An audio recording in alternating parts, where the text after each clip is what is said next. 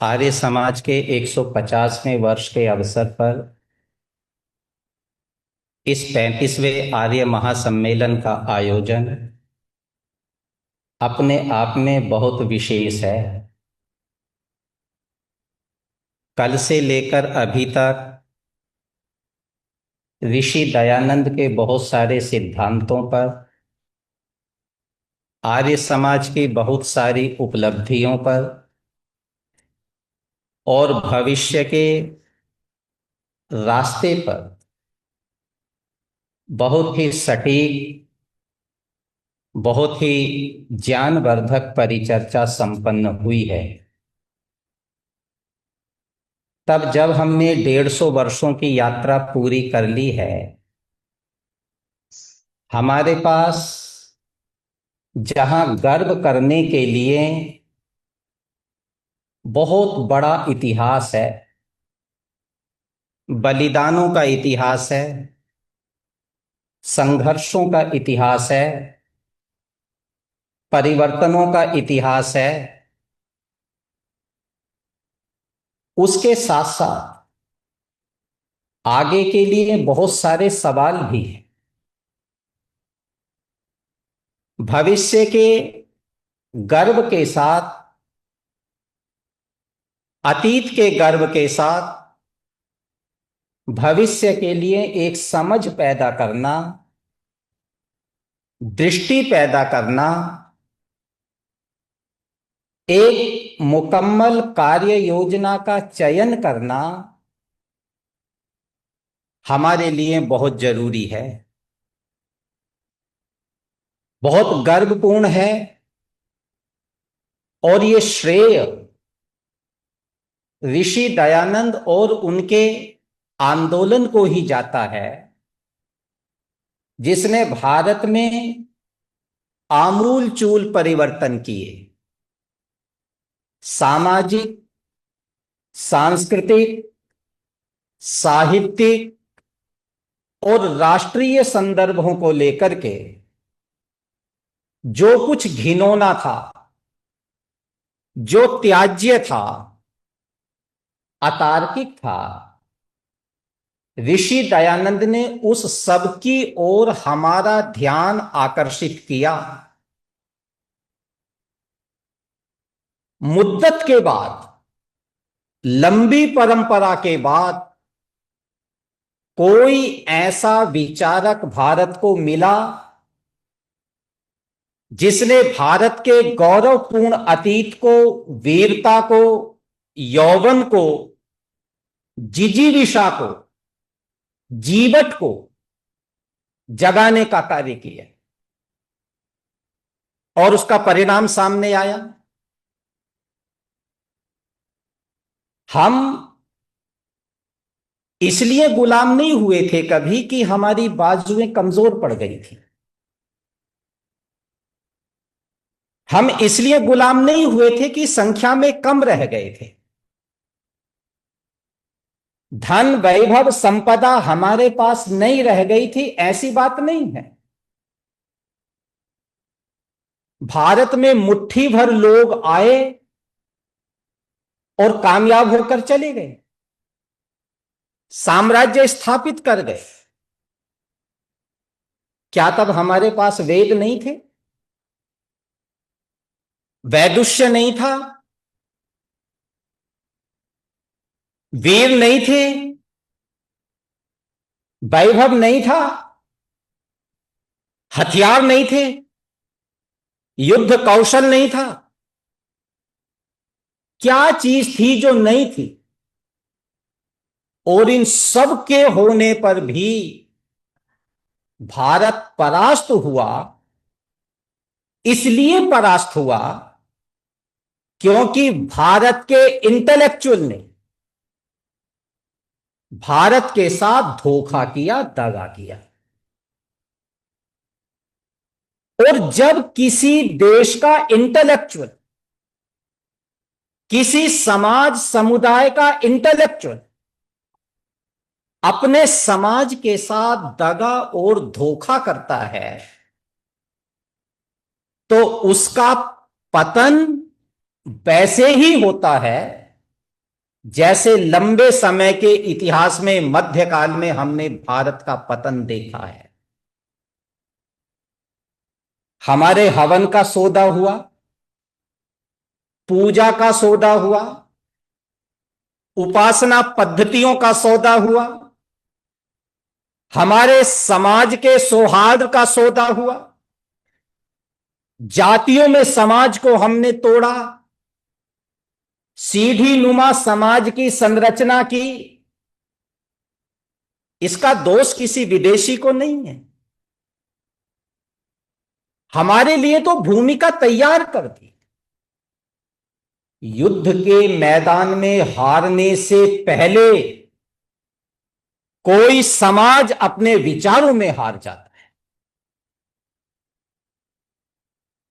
युद्ध तो विचारों में लड़े जाते हैं, और आज से नहीं, सदा से लड़े जाते हैं।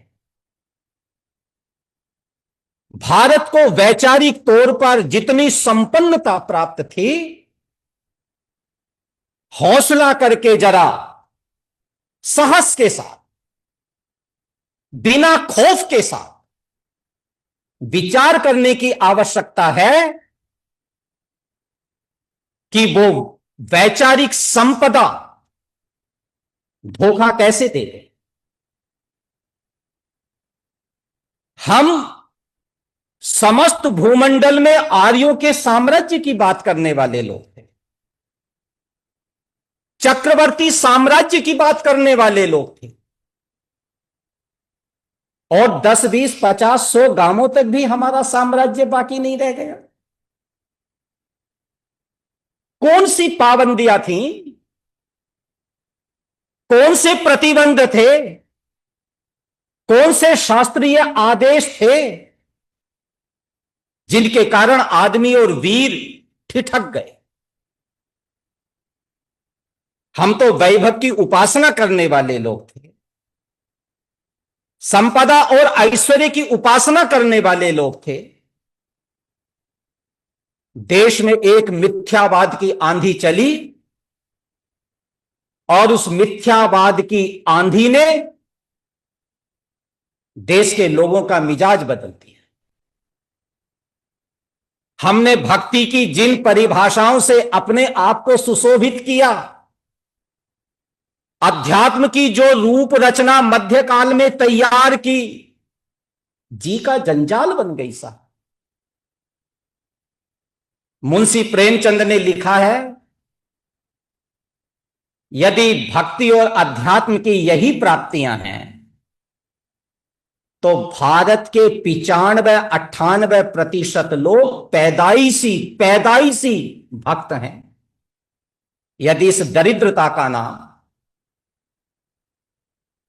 इस विभाजन का नाम, इस त्रासदी का नाम, कर्महीनता का नाम, इस जीवन के वैभव से दूर बैठे रहने का नाम यदि भक्ति और उपासना है, तो ये पैदाइशी लोग,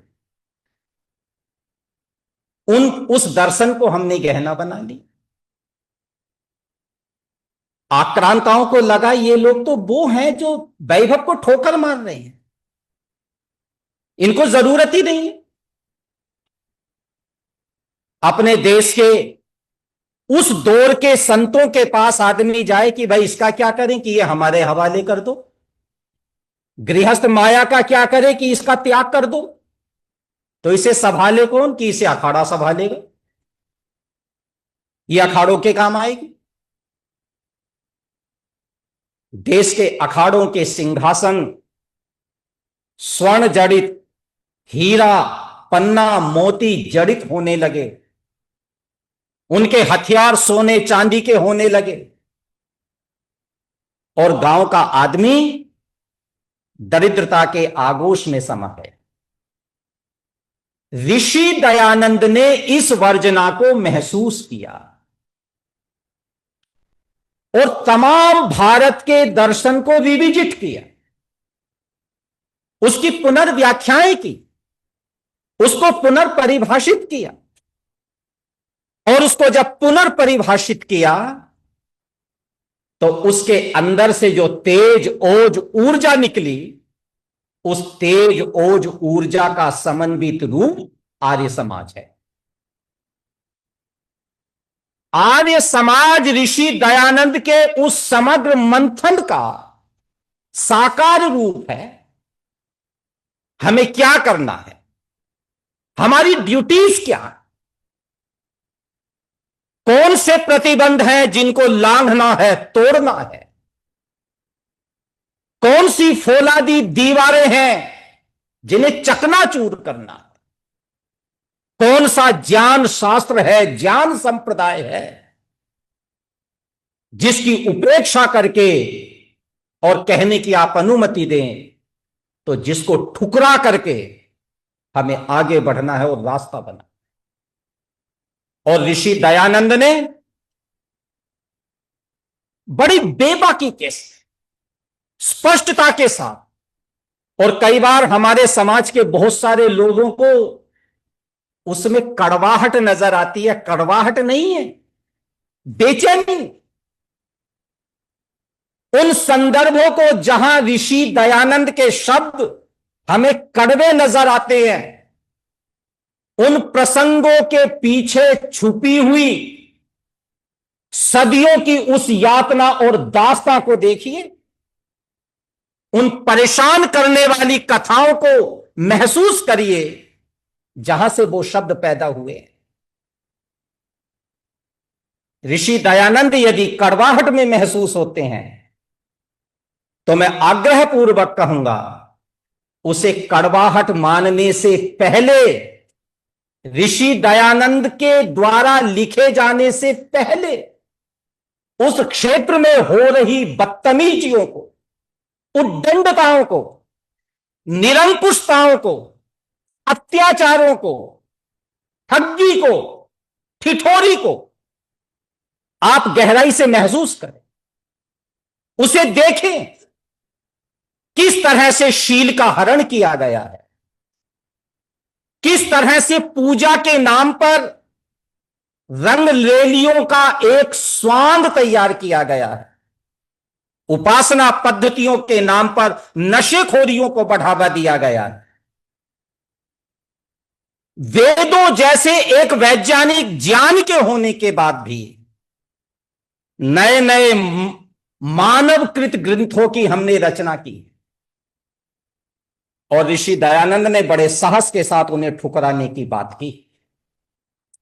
150 वर्ष आर्य समाज ने वो संघर्ष किया, छोटी छोटी चीजों को लेकर के संघर्ष, घर घर दरवाजे दरवाजे जाकर के चिमटा बजाकर, खड़ताल बजाकर, ढोलक बजाकर, बांसुरी बजाकर, हारमोनियम बजाकर, लोक गायकों से लेकर कवियों तक, सामान्य उपदेशकों से लेकर के शास्त्रार्थ महारथी तक, आर्य समाज के चपरासी से लेकर सन्यासी तक, सब लोगों ने इसे अपना पावन और परम धर्म मान करके ऋषि दयानंद के संदेश को घर घर पहुंचाने का कार्य किया। और उसका प्रमाण यह है कि आप भारत में पढ़ लिख गए किसी भी परिवार के, खासतौर से पंजाब की, संयुक्त पंजाब की बात मैं आपसे करता,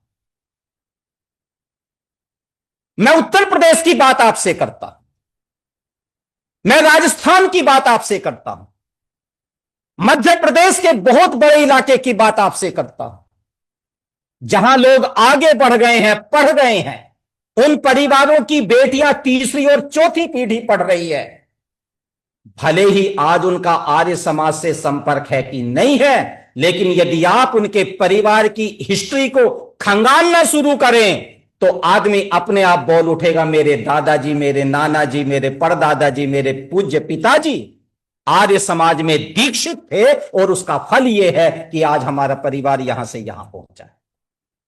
आर्य समाज ने हर घर को डिलीवर किया, हर समाज को डिलीवर किया, हर सेक्स को डिलीवर किया है, स्त्री हो पुरुष हो, सबको डिलीवर किया है। और आज यदि कोई बेटी भारत में कहीं स्कूल जा रही है, पढ़ने जा रही है, नागरिक अधिकारों का को एंजॉय कर रही है, तो उसके पीछे आर्य समाज की तपस्या मजबूती से खड़ी हुई है, आर्य समाज के लोगों का संघर्ष दिखाई पड़ता है।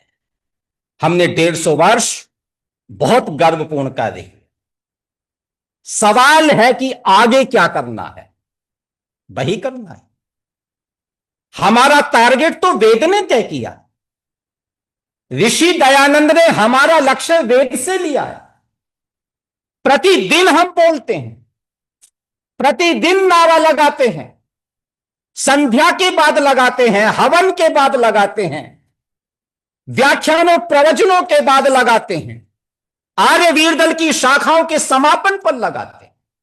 तब जब इकट्ठे होते हैं, तब जब विग्रह होता है, विसर्जन होता है, हर वक्त वो नारा लगाते हैं। और वो नारा है, मेरे साथ आप भी लगाइए, कृणवंतो विश्व। हमें करना क्या है? हमारा लक्ष्य, हमारा टारगेट, हमारी मंजिल वेद ने तय की है। कृणवंतो विश्वमादि, समग्र विश्व में आदित्य का प्रचार करना है, श्रेष्ठता का प्रचार करना है, पॉजिटिविटी का प्रचार करना है। कोई भी श्रेष्ठता, कोई भी पॉजिटिविटी तब तक अल्टीमेट रूप से नहीं प्रसारित होती जब तक कि पाखंड पर चोट ना की जाए, उसका रोकने वाले अंधेरे को दूर ना किया जाए। वो ड्यूटी हमारी, उसके लिए हमें तैयार होना होगा। आर्य समाज के लोगों ने पहले जो रास्ते चुने हैं, तरीके चुने हैं, सारी दुनिया में तरीके वही हैं। हर घर को नोक करना होगा, हर मन को नोक करना होगा, हर दरवाजे पर एक टक टक देनी होगी, हर मन के ऊपर एक आवाज लगानी होगी। कोई नया काम नहीं करना। यदि विज्ञान ने तरीके बदले हैं, तरीके जरूर बदलेंगे, ढंग जरूर बदलेगा। लोगों के कार्यों में व्यस्त होने के कारण, देश देशांतर में बस जाने के कारण, सारी दुनिया के एक ग्लोबल विलेज बन जाने के कारण नए अवसर भी तो पैदा हुए हैं। केवल नई चुनौतियां पैदा नहीं हुई, नए अवसर भी तो पैदा हुए हैं। आज आदमी के दुनिया के अंतिम छोर तक, दूसरे छोर तक बैठे हुए आदमी के पास पहुंचने के लिए हमारे पास विज्ञान द्वारा उपलब्ध कराए गए नए से नए तरीके हैं। दुनिया पहुंच रही है, हमें पहुंचना होगा। यह सम्मेलन इतने लोगों तक सीमित ना हो, इसका प्रचार प्रसार तमाम दुनिया में हो जाए, घर में बैठा आदमी उसका लाभ ले ले। आज वो तरीके हमारे सामने आर्य समाज ने अपनाने शुरू किए हैं, प्रचुरता से अपनाने हों, मजबूती से अपनाने हों। दुनिया का कोई फोन ना बचे जिसके अंदर ऋषि दयानंद की घंटी ना खटखटाए। यह संकल्प हम करें, और वो कर सकते हैं, वो संभव है।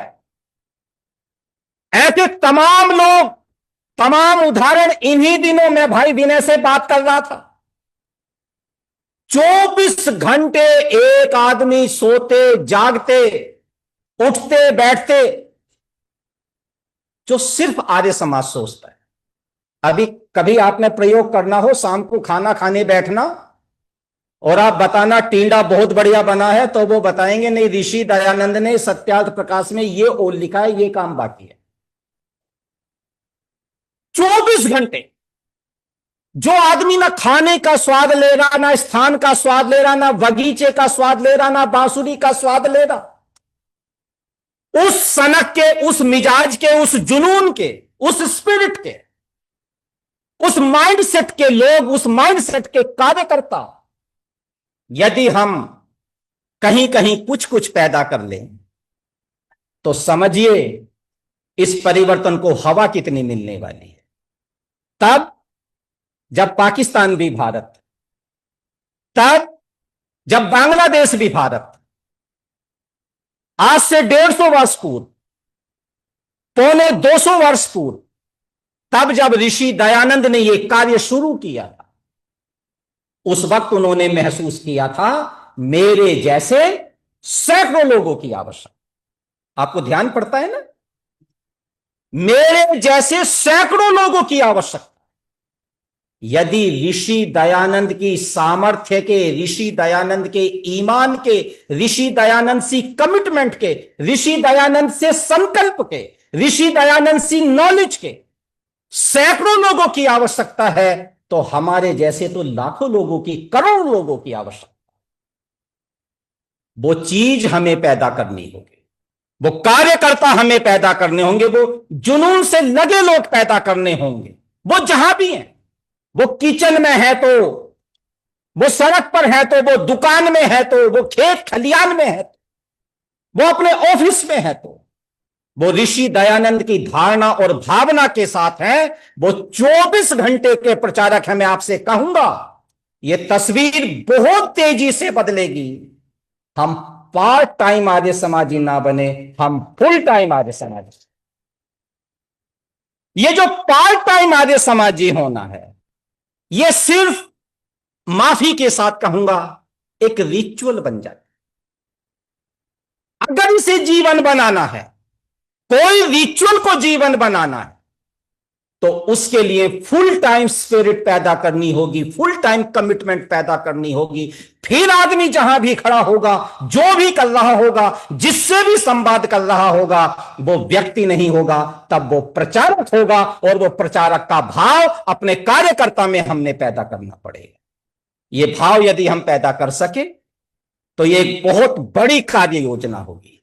काम नए नहीं करने हैं, तरीके बदलने हैं, टेक्नोलॉजी के साथ जाना है, हर मोबाइल में पहुंचना है, हर दरवाजे पर पहुंचना है, हर युवक के पास पहुंचना है। और युवक के पास पहुंचना जहां बहुत मुश्किल भी है, इस दौर में वहां सबसे आसान भी है, सबसे आसान है। हमने लोगों को पकड़ना है, पर लोगों को पकड़ने से पहले अपने बच्चों को पकड़ना है। विनय भाई ने कल एक चिंता आपके साथ साझा की होगी, आपने वो चिंता सुनी है, और मैं जरूर आपको याद दिलाऊंगा।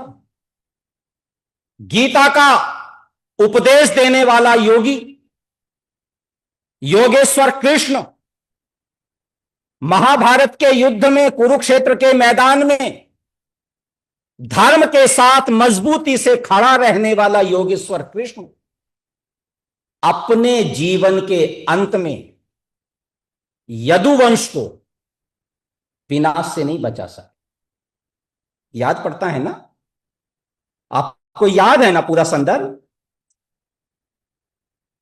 यदुवंश के युवकों की उद्दंडता,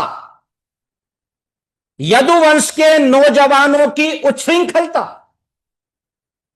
यदुवंश के नौजवानों का अनाचार योगेश्वर कृष्ण के जिंदा रहते रहते परवान चढ़ गया। और ख्याल करना, यदा यदा ही धर्मस्य ग्लानिर्भवति भारत अभ्युत्थानम धर्मस्य तदात्मानं सृजाम्यहम्। हमने बहुत गीत गाए, पर उनके होते होते, उनके जिंदा रहते रहते उस कुल के नौजवान कैसे हाथ से फिसल गए, वैसे ही फिसल गए जैसे मुट्ठी में सूखी रेत भरे और जरा सी जगह मिले तो वो रेत मुट्ठी के अंदर से फिसल जाए।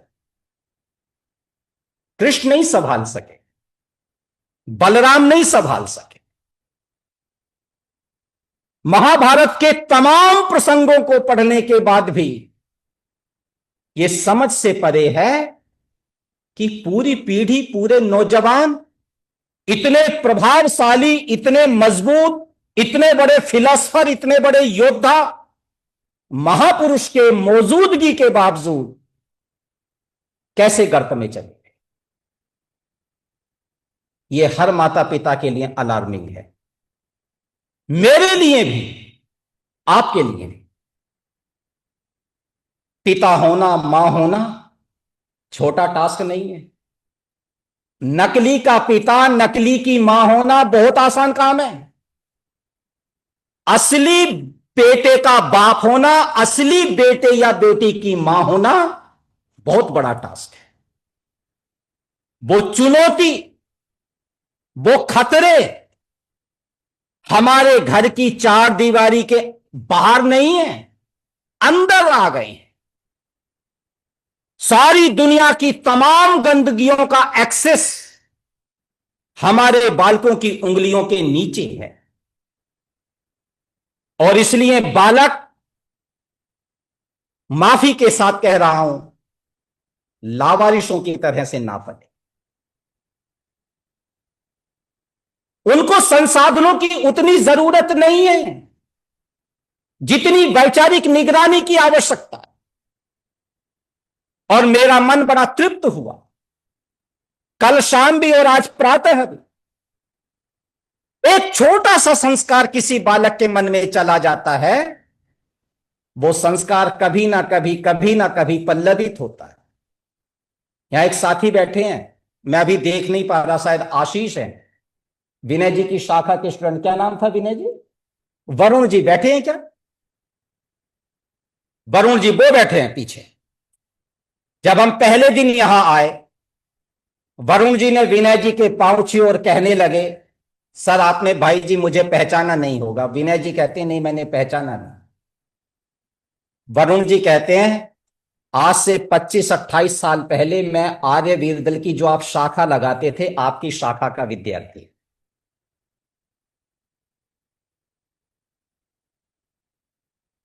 बोया हुआ बीज कभी निष्फल नहीं होता, प्रकृति का नियम है। वातावरण आएगा और उसमें से पल्लवन शुरू हो जाएगा। बोया हुआ बीज कभी निष्फल नहीं होता। मैं और आप अपने एंटरटेनमेंट के लिए, अपना समय बचाने के लिए आज बच्चों के अंदर कोई बीज नहीं बो रहे। दादा दादी इररिलेवेंट हो गए। मम्मी पापा के पास तमाम गैजेट्स हैं, मोबाइल है, एक एक नहीं, दो दो तीन तीन है, टैब है, लैपटॉप है, डेस्कटॉप है, तमाम प्रकार के गैजेट्स हैं। लेकिन अपने बच्चों को सुनाने के लिए 2 बेहतर 3 बेहतर स्टोरीज नहीं। नई मम्मियों से, नए पापाओं से पूछिए, उनके पास अपने बालकों को देने के लिए वो जो दादा दादी की थपकी के साथ आती थी, वो स्टोरीज कहां है? और यदि वो स्टोरीज नहीं है तो समझिए हमारा भविष्य हमारे हाथ से फिसलने ही वाला है, क्योंकि उसके माइंड पर हमारी कोई निगरानी नहीं। और मैं जरूर आपको फिर एक महाभारत के संदर्भ से याद कराऊंगा। सारा महाभारत लिख लेने के बाद अंतिम श्लोक में वेदव्यास, जिन्होंने पूरा ग्रंथ लिखा, अपनी बेचैनी लिखते हैं। और वो बेचैनी क्या है? ऋषि की बेचैनी है, सामान्य आदमी नहीं। इतने बड़े संघर्ष, इतने बड़े द्वंद्व को जिसने लिखा, उदबाहु विरोम्ये सह न कश्चित शृणोति में।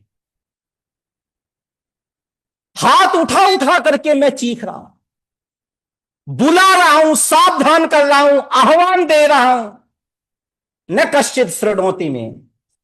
कोई भी तो नहीं है जो मेरी सुन रहा है, मेरी कोई नहीं सुन रहा। ये इररिलेवेंट होना है, एक टास्क का, एक व्यक्तित्व का, एक ऋषि का। ये बेचैनी यदि वेदव्यास की है, मैं माता पिता को जरूर कहूंगा वो विनय भाई के उस संदर्भ को जरूर संज्ञान में ले। कुछ ले या ना ले, उस संदर्भ को जरूर संज्ञान में ले। वो सिर्फ आपके घर आंगन को ही सर्व नहीं करेगा, पूरे देश, पूरी कौम, पूरी फिलॉसफी और पूरी मानवता को सर्व करेगा। वो उसके लिए गहना बनेगा, उसका एसेट बनेगा। हमारे बच्चों का हम ख्याल करें, उन पर हम ध्यान करें, अपने नेतृत्व को विकसित करें। आर्य समाज के पास बहुत संभावनाएं हैं, बहुत सामर्थ्य है, लेकिन हमारे पास एक परफेक्ट नेतृत्व की हमें आवश्यकता है। और नेतृत्व जो समाज अपने लिए पैदा कर लेता है, वो नेतृत्व जिस समाज को मिल जाता है, उस समाज की मारक क्षमता बढ़ जाती है। विनाश उन लोगों का भी हो जाता है जिनका कोई नायक नहीं होता, और विनाश उनका भी हो जाता है जहां सारे के सारे नेता हो जाते हैं। बेहतर समाज अपने लिए लीडरशिप क्रिएट करता है। आर्य समाज के लिए यह मौका है। तमाम युवाओं संभावनाओं से भरे हुए हैं। मैं भाई भुवनेश जी को, भाई विश्वजीत जी को, संजय जी यहां खड़े हैं, दिनेश जी हैं, कितनी लंबी टीम। यह प्रयास हुआ तो ये आगे बढ़ाना, ये चीज चली तो ये आगे बढ़ी ना। जरा कल्पना करिए, ये सम्मेलन ना हो रहे होते तो आज आपके घरों के अंदर जो एक वेद मंत्रों की गूंज है, इस तरह के नौनिहालों के मन में जो संस्कारों का बीज बोया जा रहा है, क्या यह काम हो रहा होता? आज सैटरडे संडे है, आप भी कहीं एंटरटेनमेंट के लिए निकले हुए होते। ये लोग आगे आए, अंतरराष्ट्रीय स्तर पर अपने अपने देश की चुनौतियों के साथ अपने लिए उस नेतृत्व को यदि हम पूरा करें तो ये काम आगे बढ़ेगा। उसके बाद की कार्य योजनाएं तो बहुत लंबी कार्य योजनाएं हैं, विनय जी ने छापी हैं, पूरा पत्रक छापा है। अपने संबंधों में विवाह हम यदि कभी से करते रहे होते ना, आर्यों के बीच में विवाह हो रहे होते, आज हमारा परिवार कम से कम 500 गुना ज्यादा होता, कम से कम 500 गुना ज्यादा होता है। वो हम नहीं कर पाए, उन चीजों से ऊपर नहीं उठ पाए, पर जब जागे तभी सवेरा। अब तो उसे प्रमुखता से शुरू करें, अब तो उस चीज को स्पीड अप करें। ये तमाम बाबाओं में, तमाम लोगों में अपने मिशन को बढ़ाने के प्रति इस तरह का भाव जाग रहा है। लंबी कार्य योजना थी, लेकिन समय मैं आगे नहीं जाऊंगा, थोड़ा सा आगे चला गया हूं, लेकिन इतनी बात कह करके कि उद्देश्य वही है, कार्य योजना वही है, तौर तरीके बदलने होंगे, अप्रोच करने का ढंग बदलना होगा, प्रस्तुति के तरीके बदलने होंगे, और उन प्रस्तुति के तरीकों पर, ढंग पर बहुत सुंदर डॉक्यूमेंटेशन भाई विनय जी ने किया हुआ है। और दिल्ली सभा ने सारी भारत के अंदर तो यह किया है, जितना आर्य समाज का इतिहास है, बेहतर साहित्य है, पुराना साहित्य है, प्रॉपर्टीज हैं, आंदोलन हुए हैं, उन सब का एक बेहतरीन डॉक्यूमेंटेशन हुआ है। और उसकी एक झलक आने वाले इस अक्टूबर में पूरे देश का, आर्य समाज का अब तक का सबसे विशाल महासम्मेलन दिल्ली के अंदर होने जा रहा है, जिसको आमंत्रित करने के लिए भाई विनय जी और विशेष रूप से मैं भी इस मोह के साथ आया हूं। बड़ी से पूरी ताकत के साथ उस सम्मेलन में आपकी भागीदारी बने, उसकी पूरी कार्य योजना आपको यहां से प्राप्त होने वाली है। और निश्चय ही हताश होने का कोई कारण नहीं है, निराश होने का कोई कारण नहीं है। इस फुलबारी में नए से नए फूल पनप रहे हैं, नए से नए पौधे उग रहे हैं, संभावनाओं से भरा हुआ आर्य समाज का दौर है। इतने व्याघातों के बाद भी यदि आर्य समाज की आवाज बुलंद है तो हमारे अगले 150 साल निरापद हैं, और आर्य समाज के वो 150 वर्ष हैं। इस संकल्प को लेकर के हम आगे बढ़ेंगे। इन्हीं शब्दों के साथ मैं अपनी बात सुनने के लिए आप सबके प्रति बहुत बहुत आभार व्यक्त करता हूं। बहुत बहुत आभार।